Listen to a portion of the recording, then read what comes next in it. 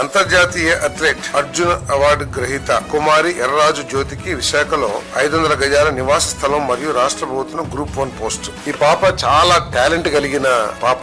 రాబోయే ఒలింపిక్స్ లో మన భారతదేశం తరపున మెడల్ సాధించగలిగిన సత్తా ఉన్న పాప. చాలా పేదరికం నుంచి వచ్చి అనేక ఇబ్బందులు పడుతూ కూడా భారతదేశ గౌరవాన్ని కాపాడుతుందని చెప్పేసి కూడా తెలియజేస్తాను. మరి అంతర్జాతీయ స్థాయిలో అథ్లెటిక్స్ లో పలు విజయాలు సాధించిన ఎర్రరాజు జ్యోతికి ప్రభుత్వం నుండి 76.25 లక్షల నగదు ప్రోత్సాహం ఇప్పటికే ప్రభుత్వం ఇచ్చింది. వివిధ పథకాలు సాధించినందుకు 9.25 లక్షల నగదు ప్రోత్సాహం. 27 మే 2025 31 వరకు దక్షిణ కొరియాలో గుమ్మీలో నిర్వహించిన 26వ ఆసియా అథ్లెటిక్స్ ఛాంపియన్షిప్ లో పథకం సాధించినందుకు 8 లక్షల నగదు ప్రోత్సాహం. 62వ national inter state senior athletics championship 2023 పథకం సాధించినందుకు 1,25,000. రాబోయే అంతర్జాతీయ టోర్నమెంట్లకు సిద్ధమయ్యేందుకు డైట్ ఇతర అవసరాల కోసం 22.6 లక్షల ఆర్థిక సాయం. రానున్న కామన్వెల్త్ గేమ్స్ లో ఆసియా క్రీడలకు సన్నద్ధమయ్యేందుకు అంతర్జాతీయ శిక్షణ నిమిత్తం 21.1 లక్ష ఆర్థిక సాయం కూడా ప్రభుత్వం అందిస్తుందని చెప్పేసి మనం చేస్తాను.